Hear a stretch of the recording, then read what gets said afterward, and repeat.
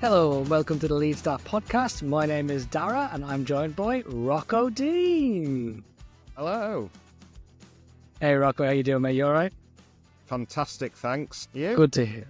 Yeah, good to hear it. And yeah, I'm on the up. I'm on the 7 up, if you'll excuse the pun. But before we get into the talk of the magnificent 7 alive, 777, 777, we will say thanks to our sponsor, Bass and Bly and 6 Bueller Street in Harriet for all of your camera needs. They need to move next door to number 7 or over the road. Or even another 7, 77, just as long as there's 7s. But Bass and Bly are just one below 7. They're on 6 in 6 Bueller Street in Harrogate. And cameras, spotting scopes, monoculars, binoculars, and everything in between. And they'll even buy your own gear off you if it's in good nick. Rocco, do you have a particular brand you enjoy in Bass and Bly? I like Pentax, actually. I don't know if I've ever mentioned that, but yeah, that's my favourite. I'm going to have a guess here. Did your brother ever have a Pentax camera that he got did. in Bass and Bly? Yeah, absolutely, he did, and he's loving it. James has a Bass and Bly camera, actually. He's been flaunting it on Insta recently. Oh, really? Yeah. Is this when he's in his studio recording his fantastic music? Exactly, yeah, not in our studio, recording our fantastic unfortunately podcast. not, which leads us into obviously the obvious omission. We haven't sacked him. He is still on the books, so you just haven't seen him in a while. So, James, unfortunately, not with us today. He is recording in Southport or Stockport or one of the S ports with an O in the middle. And unfortunately, he just can't make it up on time. He's just running an hour or two late. And we can't even slag him for it because as much as we'd like to slag him about his stupid bloody music, it is on the playlist at Elland Road. So we can't even slag him because for all we know, it was that song, The Watcher, that inspired that performance on Sunday. We definitely can't slag him because he'll just cut it out as well. He is still there. He is still our editor. And I'll James will be back next week, and we'll be back to the magnificent trio that we are. But speaking of which, though, we would actually like to apologise to any of our listeners who have been waiting for pods a lot this year. Life's just gotten in the way. We're all I'm not going to say young guys, but we're all guys of a certain age with young kids, and I just think kind of between that and work and a bit of bereavement as well, and everything else just kind of gotten in the way. We were actually due to record last Monday, straight after the Burnley game. I think James fell asleep. I think you'd a work call at 10:30. I was half asleep by the time the match ended because my kids had me up all night as well. So it's just little things like that. Once we get out of the rhythm of the Sunday evening 8:00 record, and I think it's very difficult for us. So we apologise, but we'll be back next week, and we'll be there for the run-in as Leeds United romp their way into the title position in the Championship. So with that, no further ado, let's get straight into the match. Cardiff City came to Leeds United, came to Elland Road to play Leeds United, full of beans on a rare Saturday 3:00 kickoff. Rocco, how was the atmosphere before the game? It was all right. It was good. I think, the one thing I would say, it's not like playing Cardiff, there was a time, probably quite a long time ago now, I suppose, 10, 15 years ago, where there was a huge edge to the match. Didn't really feel like that, but it still means a lot to me. I was there on that January day in the cup tie, 2002. So, yes, I especially enjoyed the special afternoon that we had. But yeah, the crowd obviously were loving it pretty much all the way through. It's always nice to have a 3:00. Makes a big difference, I think. The time that we're supposed to watch football, isn't it? That's what we're here for. To spend our kind of Saturday the perfect afternoons. Time. It gives you a chance to wake up in the morning, a chance to have a bit of brekkie, meet people, go to the game, have a drink. It tends to lend itself to the overall experience. And the first thing I suppose to note on the match was the team selection.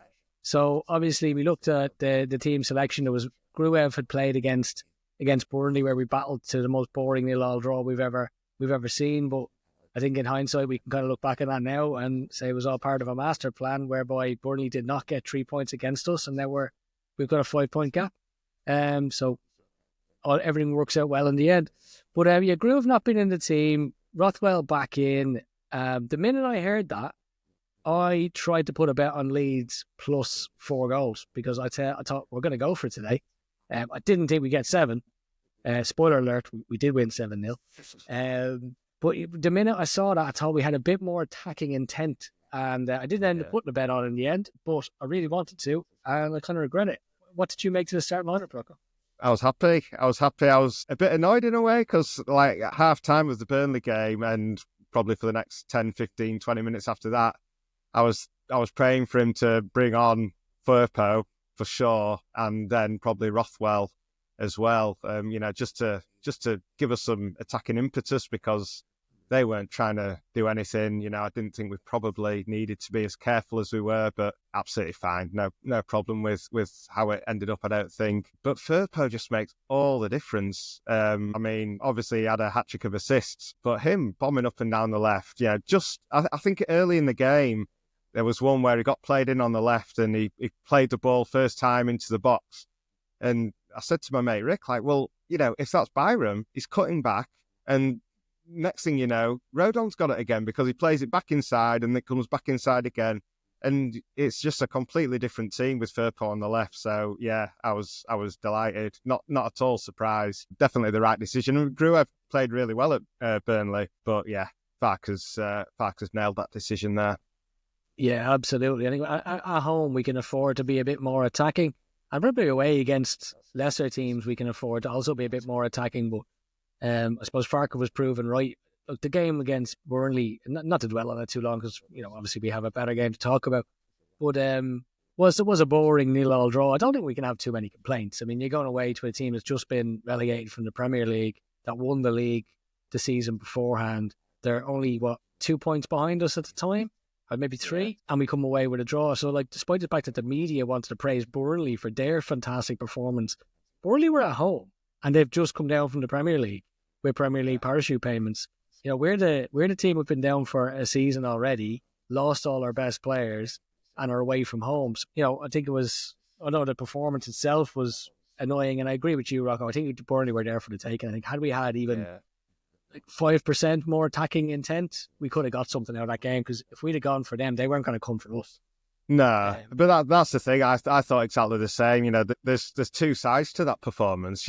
One side is, we didn't attack well. It's not. I don't even think we were defensive. We didn't go for it, but we didn't attack well. Aronson and Pirro, I thought were terrible. But the fact is, we've gone to that game, Burnley away, like you say, all those things you've just said, and they've not had a single shot on goal.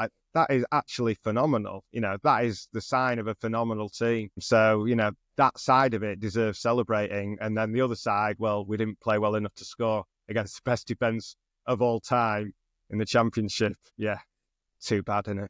No problem. No complaints there. And then Plymouth, of course, did us a favour for anyone who hasn't caught up on the rest of the scores. Plymouth obviously got another 0-0 draw against Burnley on Saturday, which means that we've extended our lead over them to 5 points. So over the course of 2 games, 2 boring 0-0 draws for Burnley, 1 boring 0-0 draw for Leeds, and a battling away performance. And a spoiler alert, we won 7-0 on Saturday.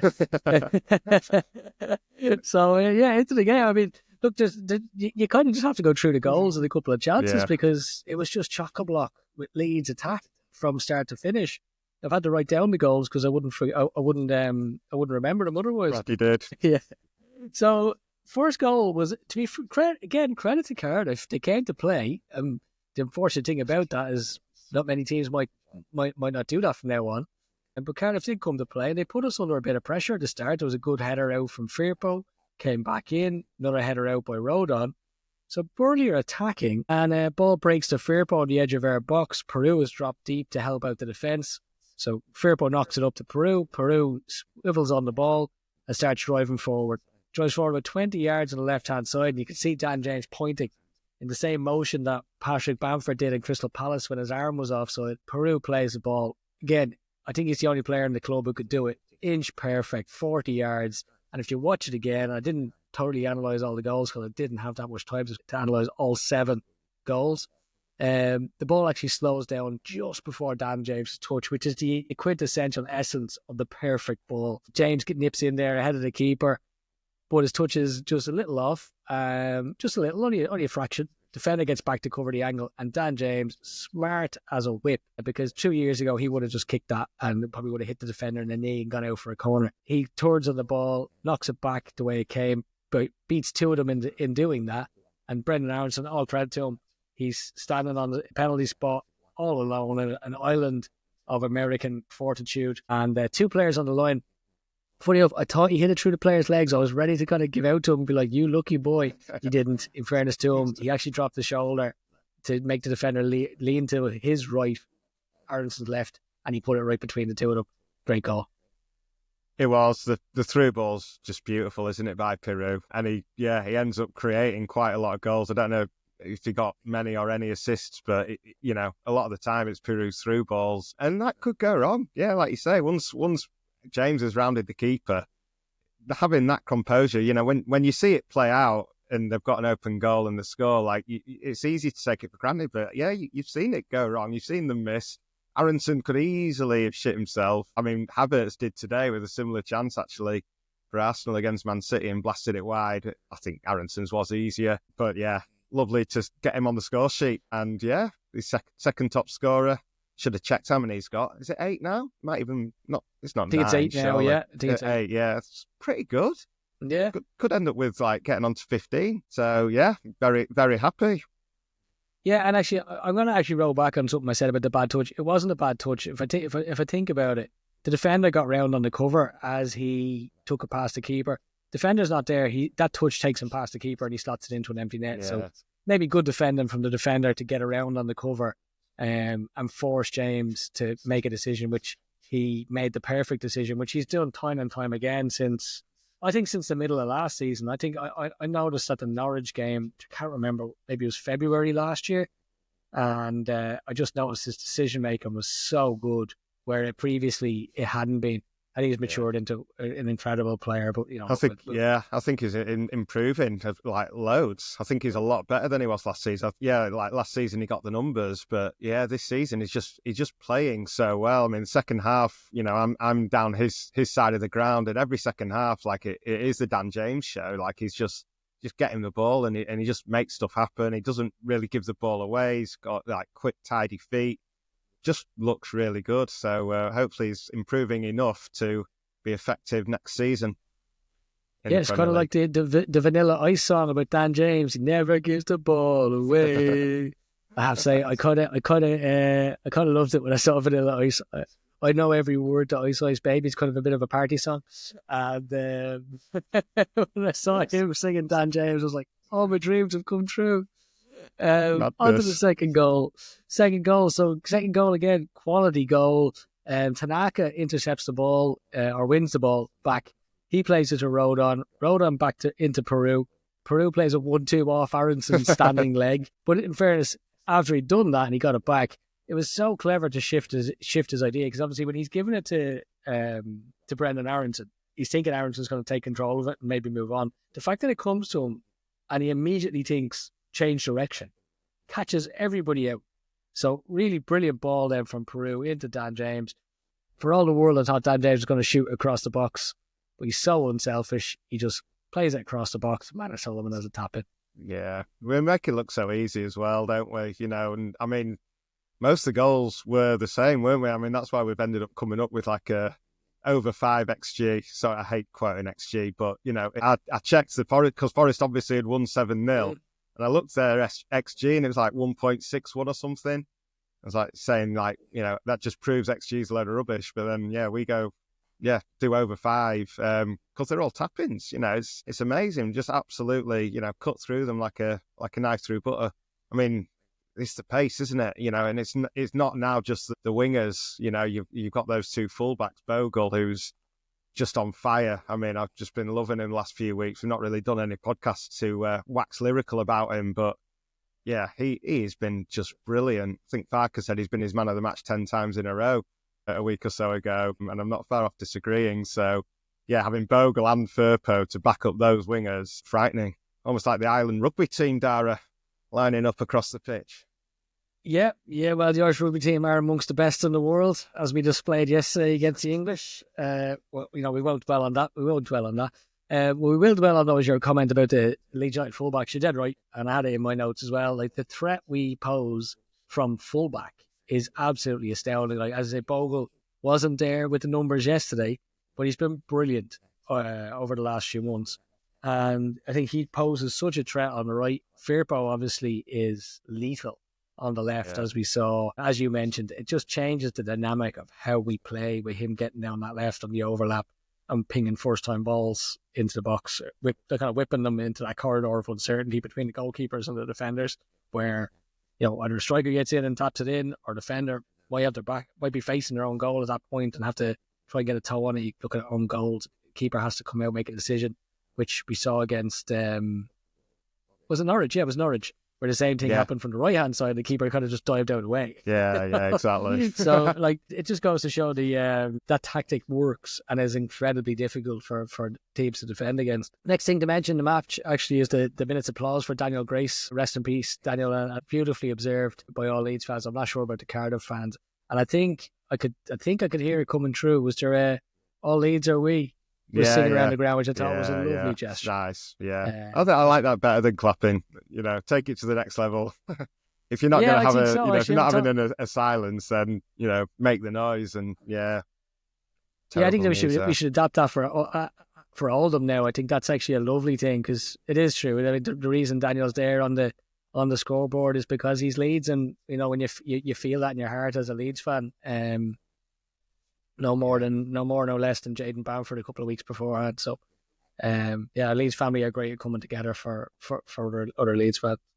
Into the second half, then we had the third goal for superstar Dan James, where Rodon wins a fantastic tackle, standing tackle. He plays in Bogle, or plays it to Bogle, short ball to Bogle, just inside our own half on the right hand side, who knocks it into Rothwell. Rothwell drives through the middle of the park at pace, and he goes past at least one, maybe two players. He plays Solomon. Firpo on the overlap. Onto Firpo. Firpo takes a touch. Second time ball into Dan James at the back post. Taps it in. What a goal. What a move. Starts from our right back position and finishes at the left back on the overlap and back across the goal. Great goal. Yeah. So when Rodon did what he did, and like looking at it on telly, I can't even remember what he did now. I think he did a bit like a Cruyff Tierney type thing or something, but he did something that was like unbelievably composed and skillful. And I said, this deserves a goal. And then, transpired. So I was absolutely thrilled. And it's funny you mentioned the right all the way to the left, because in the Southampton game when we win 7-0, that we score a goal like that, we take a corner, and it ended up passing it all the way from one side of the pitch right the way to the left, and then cross it in and score. Not dissimilar, although obviously not like a bit of a counter-attack like we did. But yeah, it's just everyone lining up. It's amazing. And that's the other thing, actually. Like, earlier in the season, I was complaining that we weren't getting enough players in the box. And I was really like analysing it quite close. And it was always like just Peru completely isolated, people hanging around the corner of the box. But I think that's totally changed. That's something that we've 100% improved upon, and the reason that we're scoring so many of these goals now. It's great to see, and delighted for James. And again, he's like, I saw a stat earlier today, something like he's got more goal involvements than anyone else in the Championship from the start of last season, which isn't surprising. He's been playing for probably the best team in that time, just about, but still fantastic. And yeah, I never expected it of him, so I'm delighted that he keeps improving and proving me more and more wrong. I love that humble pie. Yeah, absolutely. And you're right as well. Like he loves Leeds, and he's proven a lot of people wrong. But you're also right about the thing about players not getting in the box, because that was an issue. And to be fair, some of the goals we scored, like the Solomon one, obviously he was the only one in the box. It was just a really good ball. But that can be the difference. You know, it's okay, I suppose, but we got to get more numbers in the box. And when we do, as we did on Saturday, it proves to be the difference. Funny thing about that goal, if anyone was looking at it back, is Peru misses it on the near post. It's just the ball it's just a little bit too far ahead of him, so he can't get a toe on it. Well, he doesn't know that Dan James is the back post. So if you watch his reaction, he's absolutely devastated because he thinks the chance is gone. And then he just starts celebrating. So it goes from like, oh no, missed it, to yeah, in the space of about a millisecond. It's very funny. So if you're watching that back, it's worth just watching Peru's reaction. It's just shoulders are just completely slumped. He's devastated. He's missed that chance. And as you say, look, everyone knows I love Dan James, but at that point in the match, you 3-0 up, and Dan James has 2 assists and a goal. As you said, like it's just sometimes it's just a Dan James show. And I know Firpo, that was the start of becoming the Firpo show, but that was the Dan James show. The next incident actually was a rare defensive action for Leeds, where Meslier had a really good save, and I don't think he's getting the credit he deserves for this, because replays would show he's at full stretch on a full dive, with fully horizontal, with his hand outstretched. That was an excellent save. It was. I had a good view of it. It was a very good save, and like there's been a few things that he's had to do. I mean, to be honest, like the reaction after he's come back in the team after the Hull game, I mean, it couldn't have been more perfect for him. Like he's barely had anything to do, but when he has, you know, he's held a few shots, he's made a couple of smart saves, shall we say. I mean, Burnley, there was a free kick that he was nowhere for. He was completely nowhere, and they could have scored at the far post. So that was, I mean, it's still a concern. How can it not be? You know, he's not really proved himself to me. He's made a really good save, so that's good. So like the noise has gone away, which is fantastic. But I do worry that it'll rear its ugly head again at some point. Like it just shows the fickle nature of football fans that, you know, we're at the end of the transfer window and no one's talking about a keeper now, you know, and for what reason, you know, really, people have just forgot about it. So, yeah, the longer the better that is, then fantastic. I think Mellier's like a good referee. You just don't want to notice him, do you? Yeah, absolutely. I think he deserves his credit for that. And I think your point is well made, in fairness. Like, since the massive clangor, he hasn't faced, anything significant. He hasn't had a lot to do since. Is he clocked up like, is it 4 clean sheets then? It will be, won't it? Or is it 3? 3. I think Norwich was the first one because it was Harrogate and then Norwich, Burnley, and this. So it's been 3 clean sheets. But 4. Sheffield Wednesday. Yeah. Oh, that's another one. Yeah, and actually, he had a good. Did he have a good save, or he came out of his box against Josh Windass at one point, against Sheffield Wednesday as well. So he's done okay since. But I'm with you. I think the credit in the bank is gone now. He's got to either prove it, or I certainly wouldn't complain if we brought in a keeper. We'll talk about that in a minute. So the next one was the penalty. So Peru gets a shot off, goes through the player's legs, keeper with a smart save, but it breaks to Johnny on the spot. Dan James is racing in. James about to pull the trigger, smash it into the net, and Callum O'Dowd, I think it was, former target of Marcelo Bielsa, just clips his heel and off he falls, and it's a penalty. Which I think Dan James should be given the assist for. I've said it for years. Players who win penalties should be given the assist if it's a goal. 9 times out of 10, the player wins the penalty because chances are they're going to score themselves. So not only do they not get the goal because they've been fouled, but they don't even get an assist when someone else scores the penalty. No, that's 3 assists for Dan James, if you ask me. And I mean, he's set up the chance for Peru as well, hasn't he? Like, exactly. He's the one that's put the ball on the spot. You know. Yeah, and to be honest, like I hadn't realised that he was on a goal and 2 assists, so I'm a bit annoyed now. He could have had 2 goals and 2 assists at that point. That would have been awesome. Yeah, exactly. Out of 4, like missed our performance. It was an amazing penalty there. I mean, it's just so cool. Like, I know there couldn't have been less pressure on it. But yeah, I said to the guy to my right, because I remember the Cardiff game with Bielsa, the 3-3. And it was about the same time, it was like an hour gone, and we had a penalty, and Bamford scored it to make it 3-0. And Dave to my right said, "That's it, game over." And I thought, oh, God, don't say that. But so it made me laugh when at the same time we'd actually made it 4-0, and I mentioned it to him. It's like, surely it's game over this time. I mean, there was never any chance, obviously, of them coming back. But yeah, well executed by Peru nonetheless. It's funny you say that, though, about kind of the quality of the penalty. At no point did I ever think he was going to miss it. He is just so good at penalties. He's so good in front of goal in general. I just think he's a classy player. But obviously, we've had trouble with penalties over a number of years, and you wouldn't be that confident with them. And it's funny you mentioned the last Cardiff game, because at 3-0, I forgot to say this, but I'll say it now. At 3-0, Tony Dorigo started talking about subs. And he's thinking, he says, and they might consider now bringing on Pascal Stroke and giving him a few minutes. And I thought, 3-0 up at Cardiff? No, do not bring a Stroke on. Do not bring Stroke on. So I was glad when the 4-2 went in. I said, okay, now you can bring him on. Now you can bring him on. I did not want a repeat of that 3-0 up at Cardiff. So then the game got really boring for a while. I think we didn't score for like 15 minutes. For crap. But again, Willie Gnonto comes on and he's only on the pitch for about 30 seconds when Tanaka steps in inside our half. Again, fair play to Cardiff. They weren't trying to attack. Why, you don't know, because in fairness, we slagged Wayne Rooney when he shut up shop at 3-0. I don't think he's settling for a 3-0 defeat here, but maybe Cardiff should have done the same and they wouldn't have conceded 7. So 4-0, Cardiff are trying to get one back and they do put a few men forward. Tanaka steps in, intercepts the ball. He's just reading the game so well.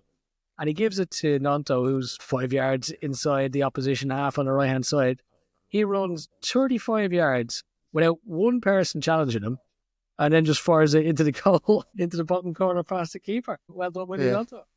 Well, yeah, so at that point, so like obviously the penalty is 4-0. Even the third goal, bit of a clapper in terms of the celebration, But when the fifth went in, like, I was going mental. Like, I don't really know what it did to me, but I think I was just so happy that we were still going for it because, like, Willie came on and he just, like, for the rest of the game, he was really on it. Like, he every time he got the ball, a lot of the time, especially when he comes on as a sub, or especially when we're like 3-0 up, most of our players are normally like this. Like, they'll just get the ball, they'll fanny around it a little bit. Like, there's no actual desire to score, but there was none of that.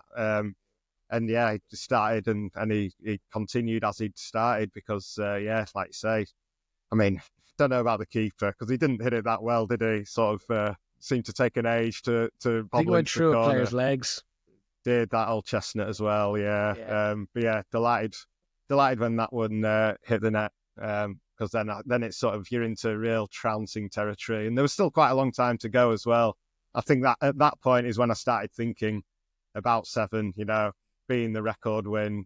I'd known that I'd seen 6 and I thought we surely hadn't scored 7 since Southampton. So, it's a special score for Leeds fans, isn't it?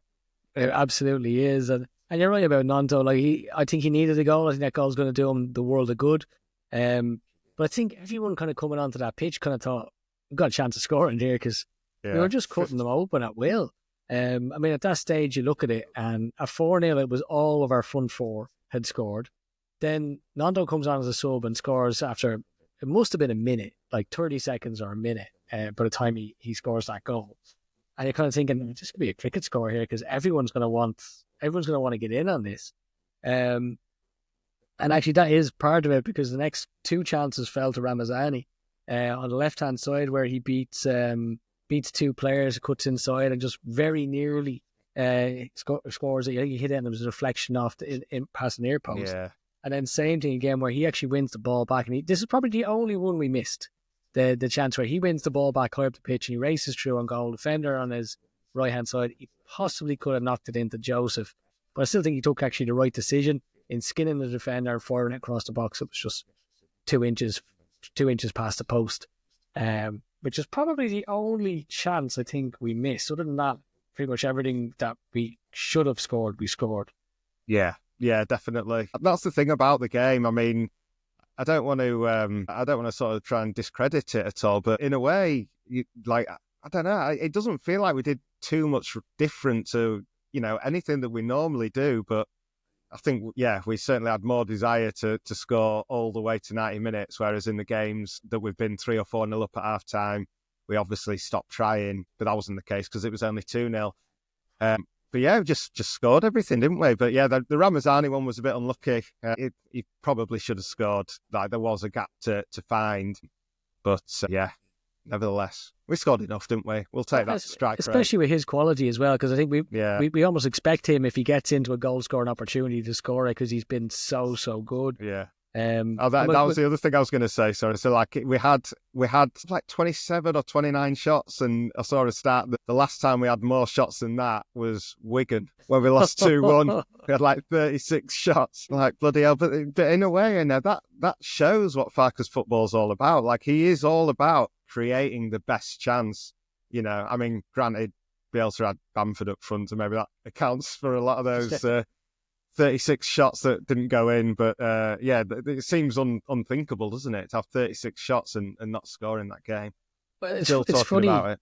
It's funny you mentioned Bielsa, because you and I have spoke about this on the pod before, and we talked about, under Bielsa, we used to create so many chances. You're waiting for that one match where you just had that bit more luck and things were a bit more clinical, and you just kind of scored everything that you hit. And I thought of that yesterday, actually, when that match happened, because that is exactly what happened. We didn't play all that differently. I do think we had the final ball into the box was a bit more quality. Firpo was really flashing them across. Dan James, with his 2 assists, were kind of pinpoint. So I do think there was a little bit more incisiveness to our final ball. But other than that, everything we did to create that chance was exactly the same as we do most weeks. Yeah. And then obviously leading to the 6th goal. So Ampadu this time wins the ball and plays in. I'm not sure he wins the ball. He deflects the ball and he plays it to Strauch. Firpo is on his bike and Strauch spots him. And this is where Strauch's passing is so good from centre back. Brilliant ball into Firpo, kind of completely unopposed. And he flashes across the goal. And I have to say, I've been a critic of Joseph, but not in a gloating way. I think some people are getting to a stage where they're taking the piss out of him a bit. And I don't like that. He's a young lad who's trying his best. And you could see that in his celebration afterwards. He was very emotional to have scored. And a great goal, great finish. Like, it was high, it was on the bounce. It was a high ball, easy to blaze that over the bar. And he smashes it into the empty net. Well done, Joseph. Yeah, I was really happy that he scored. Obviously, he's hopefully, I suppose, going to be going down the pecking order come tomorrow night. We'll see what happens. But yeah, he deserves a goal. I think he's done a really good job for us this season. I think ultimately we're over halfway through the season. Sadly, you have to say he's failed, I suppose. I mean, he's lost his place in the team, and he's lost the trust, really, and the belief, I think, is probably the right word. And it's funny as well. So, like, before the game, like Grayson on Radio Leeds, and people say it all the time, like, Joseph just needs a goal. And I just hate that saying. I just think it's utter nonsense. Like, if that's the case, then all right, now we don't sign a striker because Joseph's got a goal, so now he's brilliant. Like, no, he needs to keep scoring. Like, it's just not a thing, really, is it? So yeah, glad that he's got the goal. I think it's a nice way for him to go into the end of the transfer window, see what happens. But I think he can, whatever happen, even though I've just said he's failed, I think he can hold his head high this season. And, he's definitely contributed well to our season, and it's a positive thing, and he'll go on and become better. But I think right now we're so desperate to go up that I think signing a striker is the right thing. Yeah, there's a few interesting pieces there I'd like to pick you up on, actually. So obviously, if you think about Joseph from the start of the season and how it's gone for him, at the start of the season, he's Leeds United's number 9. He's ahead of Peru, the guy who scored 20 goals a season for the last 2 seasons at Swansea, and then was brought into Leeds to score a lot of goals. Although, let's face it, he ended up playing number 10 for far too long. And he's ahead of Patrick Bamford, who's played for England. He must be on cloud 9. And he's thinking, he's scoring for Spain's under 21s at the time, and he's got to be thinking, right, this is it. This is the start of my career now. I think he was one of the favourites to win the Golden Boot, or top scorer in the championship. A lot of people were tipping him for that. I think you tipped him for that. I think I tipped him for that. And it just kind of just slowly fell apart for him. It just kind of slowly unravelled for him. And it started, honestly, in that first game where he missed that chance at the near post where he blazed over the bar. And I just went, that's not the mark of a top striker. And I was kind of on his back almost since then, at least scrutinising him a little bit closer since then. Yeah. And if you analyse the season thus far, I think I'd agree that, there's been an element of failure there. But there's a long way to go yet. And if that goal, and I agree with you again, scoring a goal it's not a silver bullet, it doesn't solve the problem, but it always starts with a goal. And he now has an opportunity, I think, to restart his season following that goal, whereby he can use that as a catalyst. He has to reassess where he's at, because he's not first choice anymore. But if he reassesses where he's at and contributes, and if he can score another 5 or 6, that's all he needs to do between now and the end of the season, coming off the bench and doing a job and starting a few matches, because I do think there's merit in Peru coming off the bench as well. But if he can do that and add to his tally for the end of the season, he could end up looking back at the season as a whole as a victory, as a big win for him.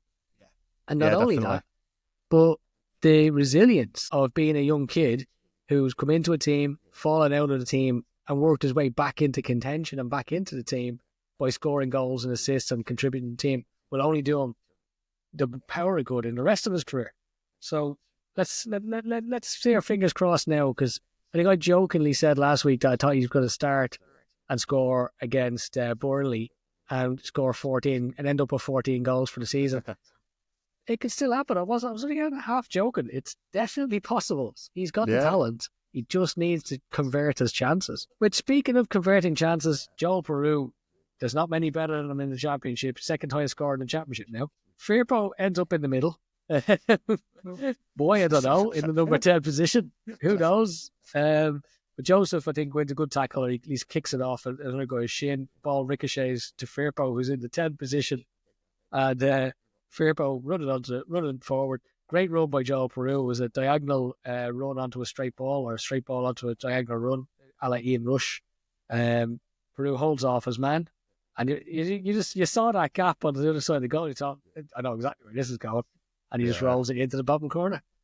Amazing. Well, the start of that goal almost was when the fourth official puts 5 minutes up for additional time, which, by the way, is one of my favourite things about that match. Like, that is so heartless and brilliant. And there was no stoppages. I honestly can't remember any injuries. Obviously, there's some substitutions. They weren't even time wasting.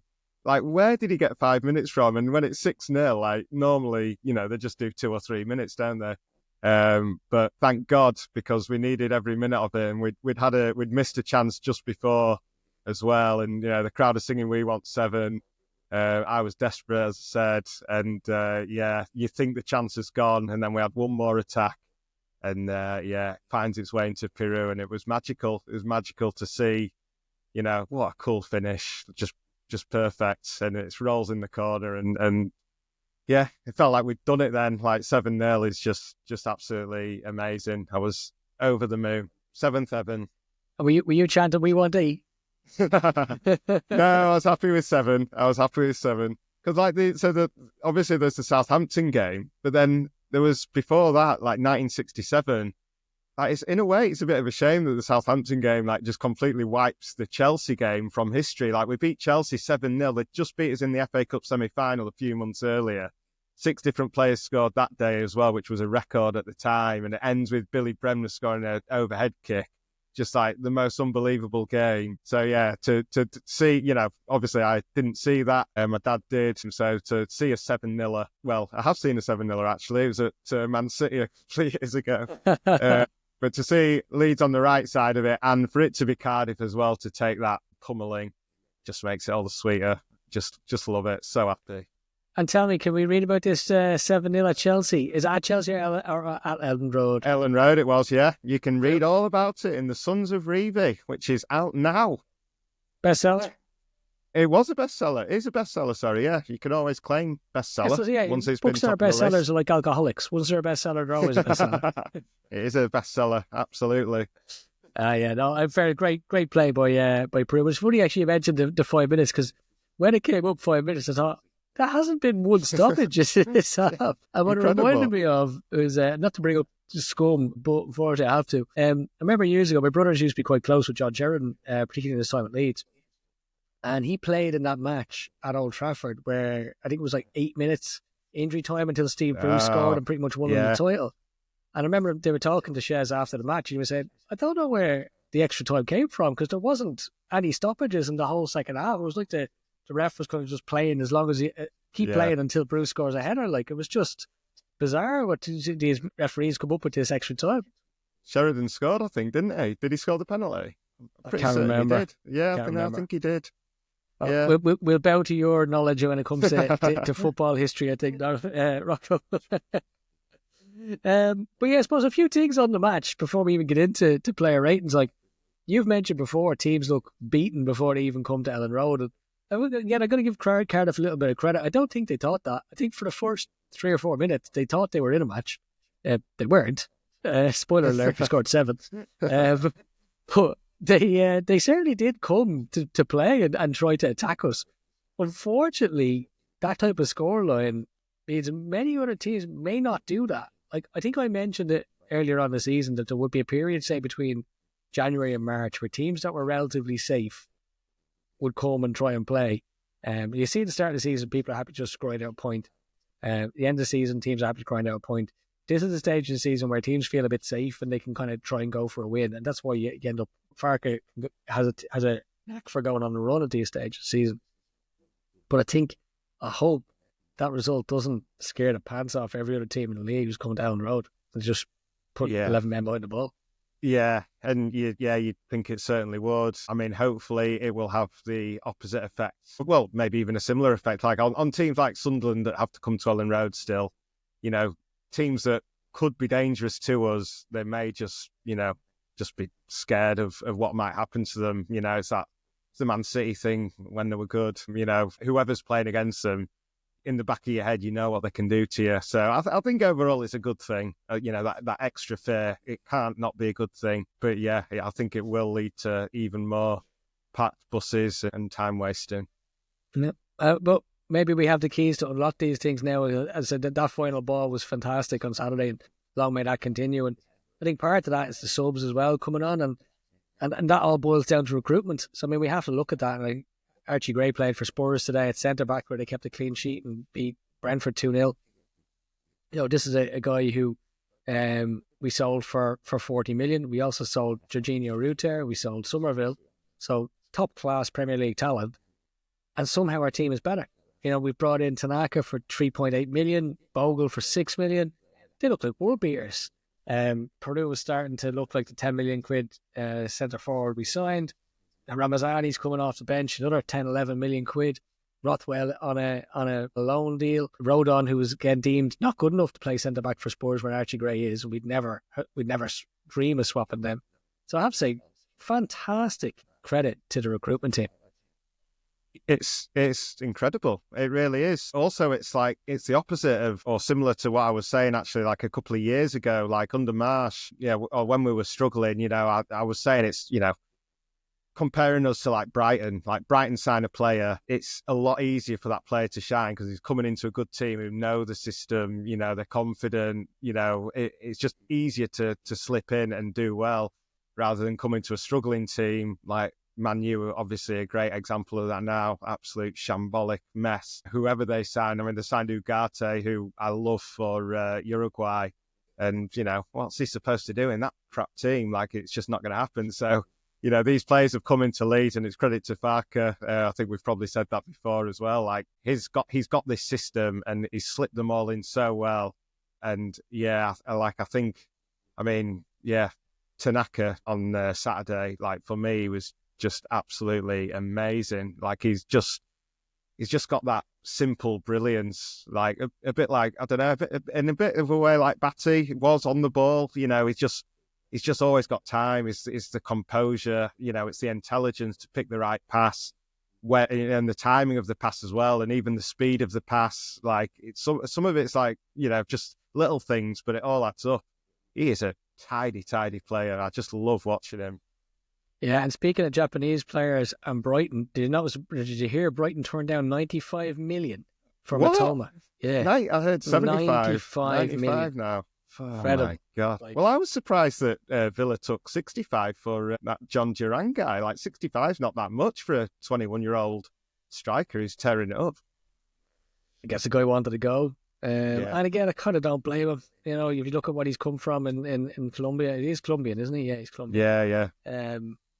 Yeah, I think we can all get on our high horses about. I know you will. You're a purist. You'll be disgusted at the idea that he's gone. But look, I get it as well. Each to their own. Yeah, he's probably set up his family for 3 or 4 generations with that move. Yeah.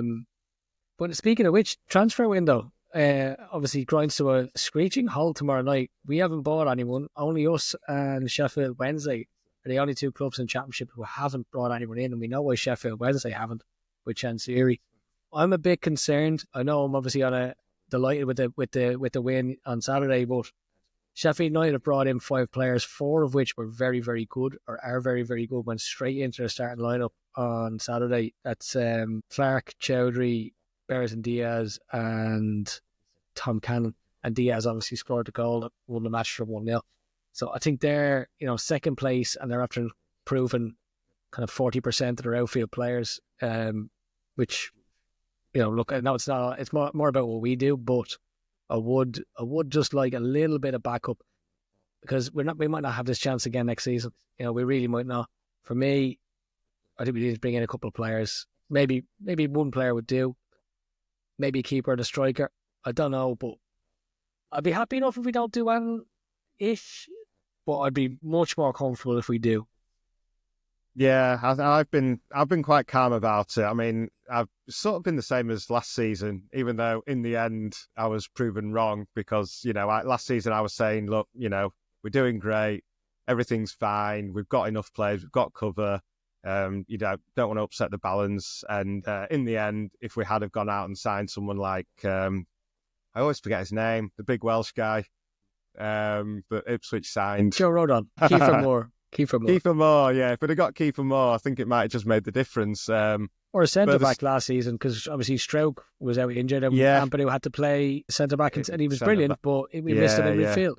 To be fair, people do forget. I mean, we did sign Connor Roberts, which, should have freed Archie to go back into midfield and strengthen the squad that way. So we did do something, and I do feel like we probably will do something now. I mean, obviously, they want Cameron Archer, and from initially I was sceptical, but having done a bit more research and talking to my Borough supporting mate, I'm quite excited. I really hope we get him. I think he's 23, he's the type of player who could do an Ollie Watkins, could end up exploding over the next couple of years in the Premier League with us. And apparently a very talented player. And my mate was saying if we sign him, then we'll be absolutely chomping, basically. So let's hope we do it, and it just gives us that extra impetus to make sure we keep going. Anything else would really shock me at this point, but we'll see. Yeah, keeper maybe, and a striker, maybe a Ted. As I said, I don't know. See, I don't know if anyone even gets into the team. But it is those injuries. It's guarding against it. And to be honest, I'd rather we bring in someone who does nothing and contributes nothing because we're so good he can't get in the team and we win the league, than not bring in someone and possibly need them. That's kind of my fear. The other thing about Archer is that if we bring him in, we'll never see Bamford again, will we? There's no chance. He'll be number 4. We will never see Bamford again anyway. His injury problems. I tell you what, though, he's good on FIFA. I got an 88 Bamford card the other day, and I brought him on as a sub in the 60th minute for Harry Kane, and he scored a hat-trick. Wow. Yeah, incredible. And then he did it again the next match. 2 hat-tricks in 2 games as a sub. If anyone else there plays Ultimate Team, I'm available for friendlies. I am crap. But I have a good team. Speaking of crap, Frank Lampard rolls. We just roll into town. He rolls around because he's fat, but he's at Coventry. We'll get down there, and we're playing them on Wednesday night. What you reckon, Rocco? You don't want to know what I think. I am worried. I am very worried, just because of all the reasons such as after the Lord Mayor's show, the fact that it's Lampard midweek at Coventry. Yeah, I don't know. I sense a really horrible result. Hope it's not the case. We're going to go there and dominate. We're going to control the game. So as long as we've not used up all our goals and we do score and we don't get unlucky, then we'll win. But yeah, I worry about those 2 things. I think you're not far wrong, to be fair. You'd be naive to think that Frank Lampard hasn't had one eye on this game since the day he walked into that job, and has probably been doing his homework on Leeds ever since in preparation for this. Even if it's just watching our games every week or watching our goals every week, this is the game he wants to win. So I am a bit concerned about that he'll have put a lot of preparation into this. But then again, I'm not that concerned because he's Frank Lampard. He's hardly going to have a tactical masterclass, is he? So let's see what happens. Coventry under Mark Robbins, I think I'd be probably more concerned about, because I thought he was a good manager. But you were saying Coventry have won 3 in a row? 4 in a row. And then we played Millwall, obviously, in the Cup, and they've won 3 in a row. So, but mind you, Cardiff were 8 unbeaten, so make of that what you will. Yeah, but Dr. Leeds sorted that one out just under reverse, as you said in the text messages. So yeah, we've got Coventry away on Wednesday night, and then that rolls into an FA Cup match against Millwall at home on Saturday. I am sitting directly behind Farke for that match. I am, sat 2 rows behind him. I thought that would be an interesting change for me. See the great man in action in his lovely warm coat. I just want to see what make his coat is, to be honest. But I know it's going to be far too expensive for me to buy, but it looks really snug, doesn't it? I wonder if he has one of those electric coats, the ones that heat up, you press the buttons. Oh, yeah, maybe. Yeah, because a mate of mine he does skeleton, that winter sport where you go down head first on a sled and you're like 130 miles an hour taking corners. Yeah. And he has one of those jackets that because it's where he trains, it's so cold that he has to you press a button and the whole jacket heats up. Nice. You got to charge it at home, you plug in your phone, and charge your jacket. But I guess when it's -8 or something and you're going down ski slope, ice slopes, maybe you need that. So yeah, that's pretty much it. That's been a jam-packed week, a great week for Leeds, a historic week for Leeds. Hopefully it's not another, 53 years since we do it again. Well, funnily enough, when we beat Southampton 7-0, we ended up going on and beating Forest 6-1 a couple of weeks later, and we just beat Man U 5-1 the home game before. So watch out, Millwall. Well, let's worry about Cardiff first, or Coventry first. But nothing to worry about with Cardiff, hopefully ever again, because we'll be going up and they won't. Okay, so that's pretty much it for me. Rocco, anything you'd like to add? No, thank you. Thank you. Good to see you. Yeah, you too. And thanks very much to all our listeners for sticking with us and listening to the pod. Let us know what you think about the transfer window, actually, in comments on social media. We'd love to know who you reckon we should be looking at, or should we be sticking or twisting, shall we say. That's it from us for this week. We'll be back next week with James in the presenter seat again. And thanks very much. Enjoy the week. Marching on together.